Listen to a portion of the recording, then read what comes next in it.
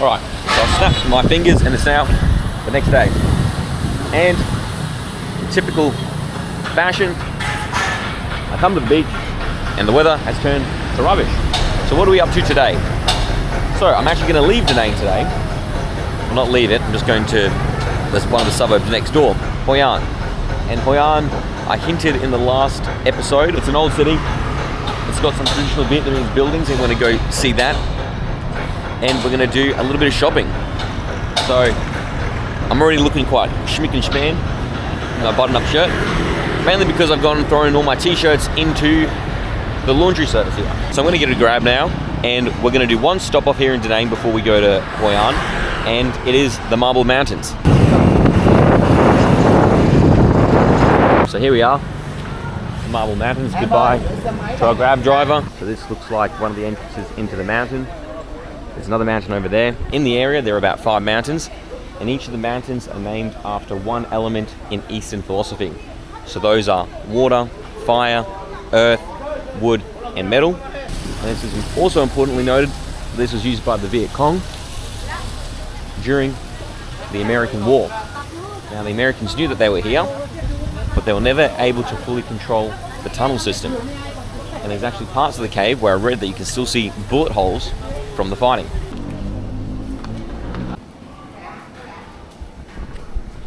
It's a bit eerie. Hands coming out of the water. Yeah, you know what that's about? No, what does it do? I don't know. I think it's something for the Hell Cave, so I feel like that just explains itself. This is hell. So it's them trying to reach out from hell. Yeah, this whole cave is supposed to be. Oh, great. Okay, I better do my cross. So, there you heard it. Hell's Cave.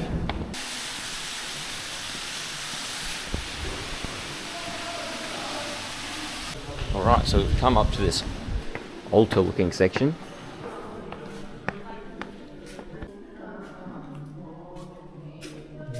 So they've gone and laid stones in a pile here. This looks like a memorial. So people must come and visit the caves and pile up some stones. They've left money under these rocks as well. And this is part of the cave which comes straight up to the sunlight. So I can imagine that's why they've chose this area. It's a lovely piece of artwork. Crocodile eating a man.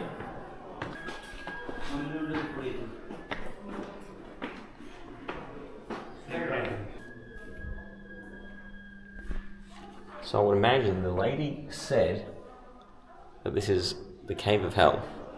So this must be everyone's journey to hell. The end of the cave is here. Means regret. So I can, extrapolating from everything I know, it's called Hell's Tunnels, Hell's Cave. You're met with all these dumb ways to die. And that says regret, so I think it's everyone's journey to hell. And as I said, these caves were used by the Vietnamese guerrilla fighters to make out there. That looks to me like a bullet hole. So the Americans knew that they were in here, but they were never able to fully control the tunnel network because, just like everywhere in history, the locals know the land better than the invaders. What is this? So there's another little area of the cave, and it's just straight up. It's like you climb to the heaven. I climbed to heaven now, so I went to hell? Yes. Just then? And now I'm going up to heaven. Yeah. So I've paid for my sins, and now I go the long journey up. These guys are doing it the wrong way. They're going from heaven to hell. I see myself as that guy who went through the depths of hell, fought off with demons, and now I will earn my place in heaven. And we've made it. We've defeated hell. Ooh. Now we're met with this view. Look at that. Next destination after this is Hoi An. It's down that way somewhere. Those are those other mountains I spoke about. Oh wow. Look at that. You wouldn't want to fall for me out.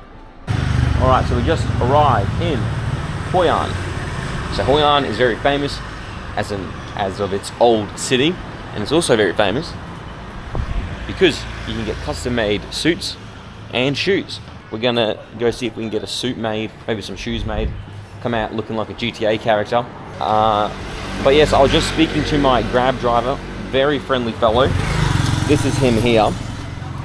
He was telling me about the Marble Mountains. Something I didn't know is that the locals actually say that the 5 mountains, yes, each of them is named after the element, but they also, amongst the locals, represent the 5 fingers of Buddha. So that's another little Easter egg for you guys. So now something else to note about here in Hoi An is the yellow painting on all the buildings. So the yellow painting, the color yellow, represents peace, prosperity, and wealth. And so a lot of the buildings around here, you'll notice, are painted yellow. The other thing are the tiles on the roof. The tiles on the roof are laid out in almost like a dragon scale pattern. So they're overlapping. The way to think about it is almost like a yin and yang design. So they're interlocking in a way that looks like that. And that's designed to regulate the temperature so that in the winter, the houses remain warm, and in the summer, it expels the humidity. But another useful thing the taxi driver told me is you should be very careful about ordering banh mi here if you do have any allergies. So, in Ho Chi Minh and Saigon, they cook the banh mi using soy. The further north you get, they start to use peanut oil to cook the banh mi. So if you have peanut allergies, be very careful and ask what oil they're using to cook your food with. So just another note on the yellowing on the buildings. It was quite popular during the Nguyen dynasty. This color represented royalty as well. So that's why this yellow coloring solidifies itself in the culture here. Here we go, walking through the narrow streets. Another tailor shop. Here we are. There's the port. So the first foreign ship to enter the port was a Japanese ship. And since then, it had become an international trading hub. We're now walking to what I believe will be the central tourism district of Hoi An, I hope it is. Don't want anyone stealing my camera as I'm recording. While we're walking there, what else can I tell you? Hoi An became a UNESCO World Heritage Site in 1999 and has been one of the most iconic and popular destinations in all of Vietnam to this day. So a lot of people will stop by here and stay. It's got a very big hostel environment from what I hear. So these boats here with the colourful lanterns on them, they're part of the Lantern Festival or the Lunar Festival. From what I read online, I think it used to only happen once a month, only on the full moon or the 15th of every month, but due to the high influx in tourism, they do it every night. So you used to have to try and pair up your holiday with that festival to go and see it, but now you can just come any night and they do some sort of lantern activity. So I've now come across the markets. This seems like where most of the action's happening. So I thought that there'd be more action along the waterfront, but it's actually one street back is where everything seems to be happening. And you gotta love Vietnam. You got a walking street and people are flying past you on bikes. Now, a quick story about people flying past you on walking streets. I didn't record this in my night vlog of Ho Chi Minh, but my foot, the reason my shoe was dirty is because a BYD SUV ran over my foot. That is disgusting. I don't know who looks at that and says, you know what, yum. Not only was it the organs of the animal, but there were flies sitting on it. I feel like I've stepped back in time. So the buildings here have a lot of Japanese and Chinese influence as well, incorporated to their Vietnamese design. And the housing designs, they weren't just made for living in, but they were optimized for trading as well, with this being such a large trading hub of Southeast Asia, having traders all the way from China, Japan, and Europe. Another thing I wanted to speak about, with this being a trading port, the bottom of the houses are where the shop fronts, the stores, cafes, businesses would be. The back of the house would be for storage, and the top parts were mainly living quarters. Now, I looked around here, and there is meant to be a shoe shop, friendly shoe shop, opening hours. Let's see what types of shoes they can do. Hi, how are you? That looks like snakeskin. What types of leather do you use? It's cow leather. Cow leather? Yeah. Do you do any like crocodile or snake or No, in Hoi An don't have that, only cow leather for the real one, and everything is not real. Yeah. Alright, I'll take a look at some of your designs. So something like this, similar. Yeah, so it means everything. So this is how we measure shoes. Can stand up. Stand up? Yes. Alright. Oh, I've got a fat foot, don't I? Very professional. Thank you. My foot might be a little bit flatter Yes. than normal because I got run over by a car. Oh, 27.28. See? Yep, Not the same. not the same. 27.23. 23, so a little bit different. I've got Yeah. this, which The foot's bigger? left This one's one. bigger. The left foot longer. Whoa, right there. Not surprised. Nah. Everybody. Everyone's got different feet. Everybody, yes. Wow. I thought I might have had defective genes. I've got one foot from my dad and one foot from my mum. Maybe. That's probably why. Maybe. That's the color. Cool. Do with the inside. The inside you wanted the normal lining, or you want a little special more inside? Just you know. Yeah. Just me know. Yeah. I live in Vietnam. I don't go to your country. Secret lining. So show me one that's secret. Like this. This is secret lining. Like this. Black, The black. Oh. red, Red. brown. It's red. The red. It's black. Yeah. It's brown. Which is good luck. Which one means good luck? In my Vietnam, it's red color for the good luck. For It's the good. lucky color. All right, let's do the red. Signature for Vietnam, the red. All right, let's do that. Let's do it.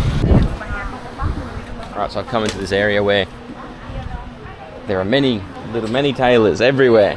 See, stuff like this I just get so confused with. I don't know what to look at. There's just too much stuff going on. It's the one I was recommended. Hello, how are you? Let's take a look. What do you guys do? Do you guys do everything? So which materials do we have? This one from linen fabric. This one's linen? Blank. Yep, This one we have for cashmere. This one cashmere cotton and silk. yep. This one in cashmere mix. This one 100% cashmere. Merino wool, cashmere and silk. I have cashmere suits, Yeah. but I don't have a linen one.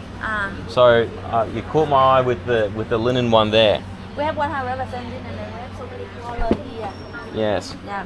Linen more fancy and you can wear for summertime. Even you can wear nighttime or week out for the wedding also. Yes, I've got a lot of weddings in Greece, and it's always summer, and I'm always wearing a hot suit. Alright. So, that's why the linen the good option. Popular color from natural color is spring day, a big something like that color. You That one? wear for week everything, and the suit with every color from Yeah. the skin for people also. Yeah. If I wanted to get a suit today, Yeah. if I want to do a linen suit today, Yeah. what do I need to do today? If you order now, Yeah. we will show you the color and Yeah. then we design for you the style, what you want to wear after regular suit, or you want something the pocket outside, the pocket inside. Yeah. And we will invite you the color from the inside, and after that we will measure your size now. Okay. Okay, so I'll do the measuring today, and I'll pick it up tomorrow. These are the styles there. You can want the tie about same the picture can. I mean, that's my style, and that's what I'm going to try and do. Okay. when I measure the suit, I Yeah. will measure for whole your body. Yeah. The whole bottle. Yeah. You have so nice body. You do gym. I do gym when I'm at home, but when I'm on holidays, I drink a lot of beer. So it's a little bit more. So Tata, is that how you say it? Tata? Tata. Tata. Yes. All right, and what names do we have? My name Winnie. Winnie and Yes. My name Yum. Yum. Thank you, Winnie and Yum. Yeah, thank you, Michael. Yeah, Yes, I'm going to open one up in Brisbane. Yeah, I hope so. So I've just got my suit sorted. I've taken the measurements I need to take. That was about 175 Australian dollars for the linen suit. I already have a few cashmere ones at home, so I don't have a linen one. I'll wear that when I've got some weddings in Greece. But yes, the ladies there were very nice. I know a lot of people say you should haggle them and see if you can get an extra 20% off. But like, look, they were nice. They let me record. We'll help them out a little bit.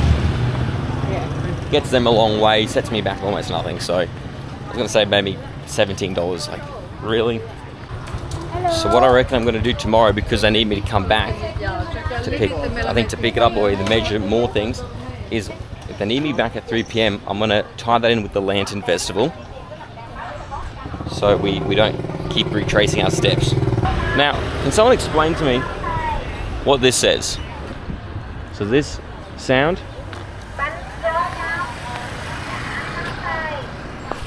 that's everywhere. I can't get away from it. Everyone keeps saying "wang nang mao." I don't know what that means, but it's everywhere. Everyone keeps playing it on their scooters. So I just come over here to have my lunch. I've ordered myself a salt coffee, and basically this is something that originated just a bit further north here in the city of Hoi, but essentially it's got condensed milk and coffee in the bottom. It is drunk everywhere in Vietnam now, but it's originally from this area, and the idea behind it was that the salt that they go put in the coffee is meant to reduce the bitterness of the coffee itself and gives it more of a sweeter taste. So that's something that we've got here, and we're gonna give that a go. Had one of these actually already in Ho Chi Minh, so see if it compares. Amazing. It's like an iced coffee that you normally have back in Australia, a milk iced coffee, but it's 10 times better. Not only the coffee, but with the condensed milk. It's almost like if you had a coffee milkshake. That's how I would describe it. And they've even put little chocolate flakes on the top, which makes it 10 times better. But this is remarkable. And very shortly, we're gonna try the traditional dish that is really only served here in Hoi An. It's called Khao Lao. All right, so I've just got my traditional Khao Lao, my salt coffee. So I'll quickly explain this dish.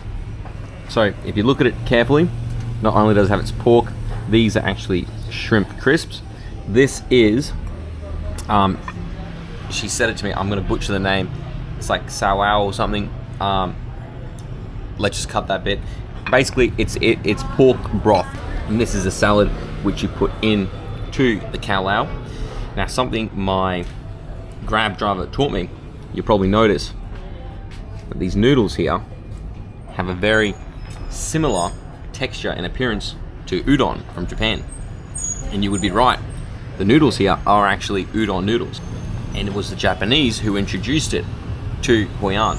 So now we're gonna go and make our Khao Lao, and we'll give you our opinion on it. Excellent. Get some of the lime, put the lime on it. So we're gonna put that over it all. But essentially, that's what it looks like there. There's also a local legend about how you make good Khao Lao, and around Hoi An, and I'll see if I can stumble across one, there are these wells dug up by the Chams, who first inhabited this place. For those of you who don't know who the Chams are, they were basically one of the indigenous tribes here in Vietnam. Basically, there's wells, and there's one called the Ba Le well, and it said that good Khao Lao is made with the water from that well. This is more of the area I expected to find. So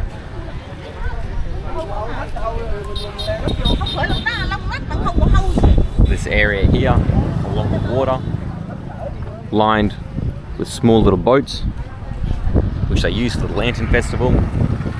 You can see this street is more walkable, not as busy, lined more so with cafes and restaurants. There are still a few more tourist shops, but not as much as that other strip we saw earlier. Just as soon as you think the village can't get any more beautiful, any more aesthetic, any more bright and colourful, it just keeps continuing. So this is the old town that we're in at the moment. There are more modern buildings further out from the old city, so you can kind of make them out just over there. But this area is really nice. You see these guys who've got there getting ready, prepping the boats up for tonight. Another nice little bridge. But this isn't the bridge that I'm interested in.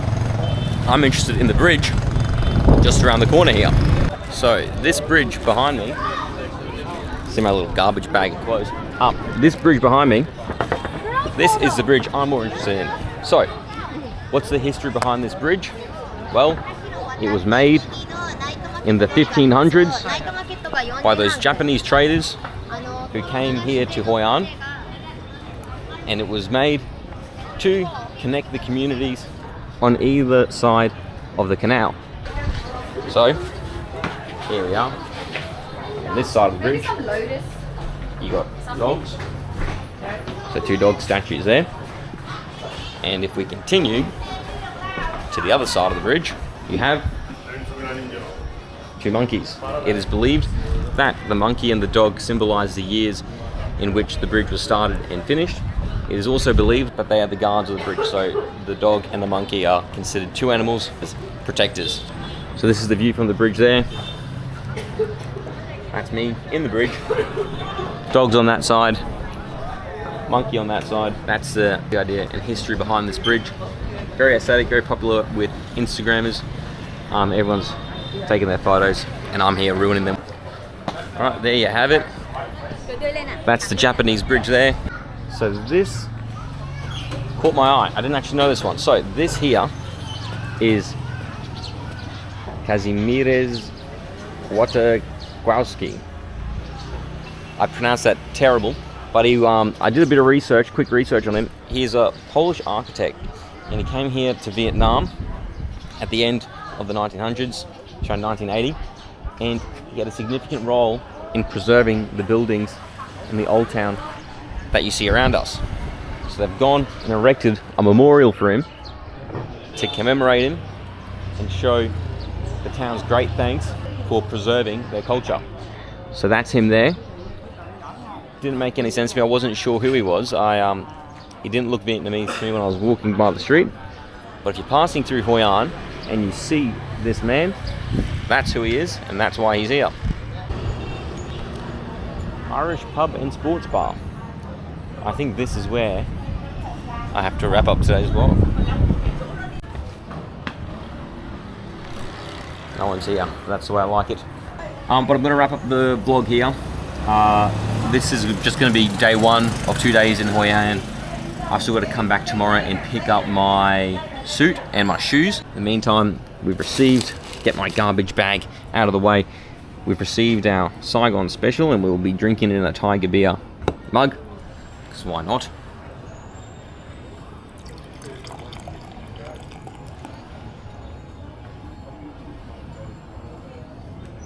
Absolutely butchered that. Cheers. I just drank all the head. Alright. Serves me right for a terrible pour. So we're going to wrap it up there. We'll head back to Da Nang after this. Just going to relax, admire the view before heading down that way. And so tomorrow, coconut boats, lantern boats, and suit fitting. Or suit fashion show. So we'll see you in that one. Hope you enjoyed.